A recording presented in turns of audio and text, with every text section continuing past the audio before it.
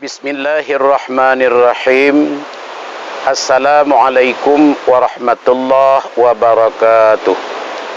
Hadirin kaum muslimin yang dirahmati Allah, di penghujung kehidupan Rasulullah sallallahu alaihi wasallam, di dalam khutbahnya beliau pernah bersabda, ayyuhan nas tubu ila rabbikum qabla an tamutu wa badiru ila a'malis salihah qabla an tastaghilu wa salul ladzi bainakum wa baina rabbikum tas'udu wa'mur bil ma'ruf wanhau 'anil munkar tansuru. Yang artinya, hai manusia, bertaubatlah kamu kepada Tuhanmu sebelum kamu mati. Dari mana sih kita taubat?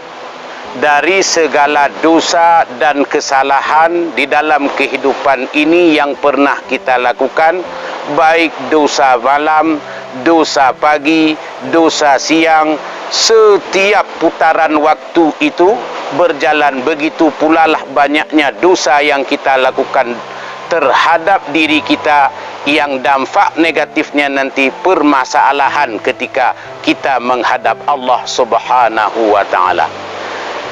Taubat itu artinya membebaskan hati dari belenggu dosa. Dosa apa? Itu menurut apa yang kita lakukan dalam diri kita masing-masing. Kemudian yang kedua, wabadiru ila a'malis salihah. Bersegeralah kamu melaksanakan amal kebajikan. Bersegeralah kamu melaksanakan amal saleh qabla an tastaghilu, sebelum kamu disibukkan oleh hal-hal yang lain. Dengan apa kita disibukkan? Menurut kita, apa yang kita kerjakan itu pula yang menjadi kesibukan kita. Kita seorang petani, sibuk dengan apa yang kita usahakan dalam pertanian itu. Kita seorang pegawai, sibuk dengan dinas. Jadi berbagai macam keadaan, berbagai macam pekerjaan yang pada akhirnya menyibukkan kita, melalaikan kita daripada mengingat Allah Subhanahu wa ta'ala.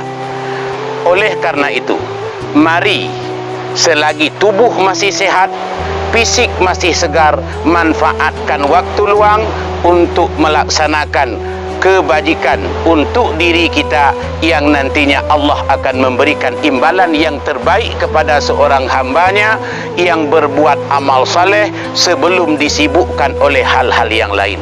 Seperti yang kita lihat sekarang, kesibukan manusia, jangankan di lapangan kerja, dengan ibadah sendiri sudah mulai sibuk. Hampir-hampir setiap waktu ibadah itu waktunya sudah mepet, sudah di penghujung waktu. Bahkan kita sekarang untuk melaksanakan ibadah itu, mengerjakan amal saleh itu hampir berantakan. Hampir sedikit waktu yang tersisa untuk ibadah. Bahkan sekarang kita hampir ditakut-takuti oleh berbagai macam penyakit yang sekarang hampir semua manusia, setiap generasi mengenal yang namanya penyakit COVID-19. Artinya kalau istilah sekarang corona. Jadi yang memisahkan manusia, yang memisahkan diri kita dengan Allah Subhanahu wa ta'ala.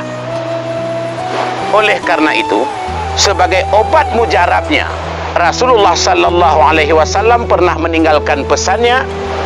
Mungkin inilah untuk kita, karena sekarang sudah mulai terjadi. Pesan Rasul itu, idza anzalallahu ahatan minas sama'i ila ahlil ard sarrafaha an umaril masjid. Apabila Allah hendak menurunkan suatu bencana, suatu wabah penyakit dari langit kepada penduduk bumi ini. Siapa penduduk bumi? Inilah kita. Siapapun dia, dari manapun dia, apapun pekerjaannya, termasuk penduduk bumi ini. Apabila Allah turunkan suatu wabah penyakit dari langit kepada penduduk bumi ini, insya-Allah Allah akan selamatkan penduduk bumi ini.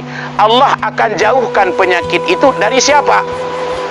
An umaril masjid, daripada orang-orang yang memakmurkan masjid, orang-orang yang meramaikan masjid, melaksanakan ibadah di masjid, melaksanakan solat jamaah di masjid. Insya Allah Allah akan selamatkan kita dari penyakit, dari bencana, dari wabah yang kita tidak inginkan terjadi. Kemudian yang ketiga, wasalul ladzi bainakum wa baina rabbikum tas'udu. Hubungkan kembali, jalin kembali, ikat kembali hubungan kita dengan Allah Subhanahu wa taala. Insyaallah kita akan bahagia.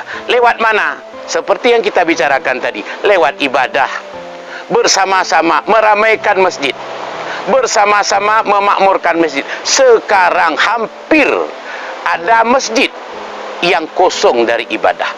Ini yang pertama, silaturahmi kita dengan Allah.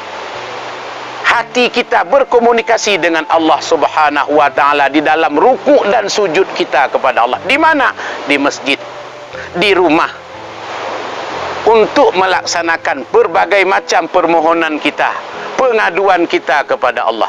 Inilah sudah hampir jarang terjadi. Bahkan jamaah-jamaah yang di masjid, safnya pun sudah berantakan.